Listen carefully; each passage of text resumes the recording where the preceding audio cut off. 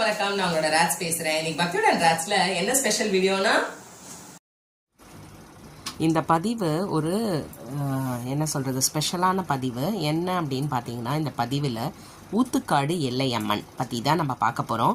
காஞ்சிபுரம் மாவட்டம் வாலாஜாபாத் அடுத்துள்ள ஊத்துக்காட்டில் பிரசித்தி பெற்ற அம்மன் கோவில் ஒன்று இருக்குங்க. இந்த அம்பாள் எல்லை அம்மன் அப்படின்ற பெயரில் அருள் பாலிக்கிறாள்.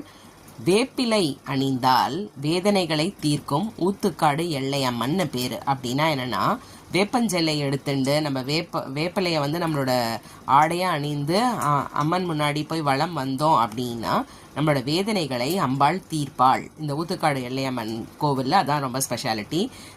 இந்த அம்பாளை வேப்பிலை ஆடை அணிந்து அம்மனை ஒரு 3 பிரதர்ஷனம் வலம் வந்து அம்மனை வழிபட்டால் திருமணம் ஆகாதவர்களுக்கு விரைவில் திருமணம் கைகூடும். அது மட்டும் இல்லாமல் தீராத நோய்கள் என்ன இருந்தாலும் அதை இந்த அம்பாள் தீர்த்து வைக்கிறாள். பக்தர்களோட நல்ல தீராத நம்பிக்கை அது.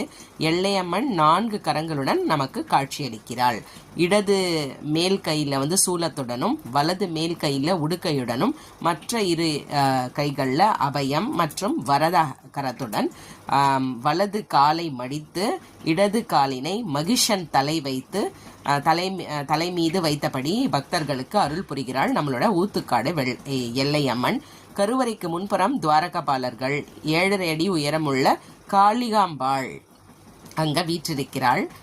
கருவறையின் வெளிப்புறம் பார்த்தீங்கன்னா, அந்த சுவற்றில் வாராகி, மகேஸ்வரி, வைஷ்ணவி, பிராமி, துர்கை, ஆஞ்சநேயர், மகாவிஷ்ணு எல்லாரும் நமக்கு அருள் புரிகிறார்கள்.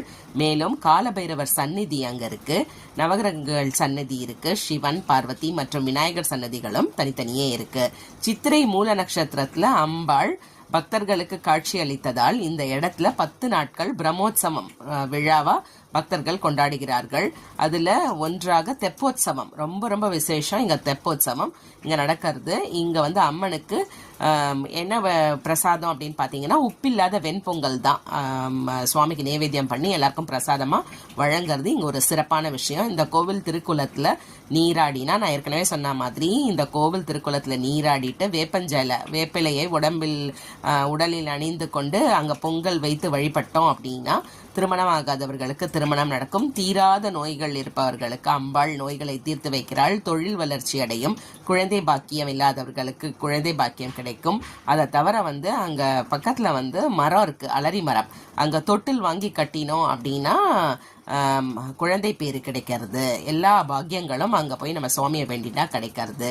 ஸோ இது பார்த்தீங்கன்னா, ஏற்கனவே சொன்ன மாதிரி காஞ்சிபுரம் மாவட்டம் வாலாஜாபாத்ல இருந்து பக்கத்துல ஊத்துக்காடுக்கு நிறைய